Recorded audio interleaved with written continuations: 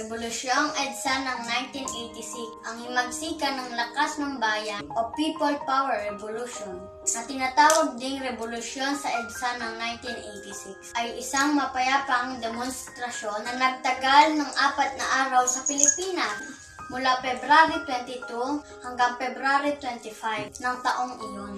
Nag-ugat ang nasabing revolusyon sa serye ng mga kilos, protesta ng mga tao laban sa diktatoryang pamumuno ni Ferdinand Marcos, lalo na noong napaslang si Ninoy Aquino noong 1983. Maraming mga tao ang nakilahok dito, mga sibilyan, militar at alagad ng simbahan, tulad ni Jaime Cardinal Sin. Nagdulot ito ng pagbagsak ng pamahalang diktatorial ni Pangulong Ferdinand Marcos at ang paghalili ni Corazon Aquino sa posisyon ni Lisa ni Marcos. Naganap ang mga demonstrasyon sa EDSA, isang mahalagang daan sa Kalakhang, Maynila.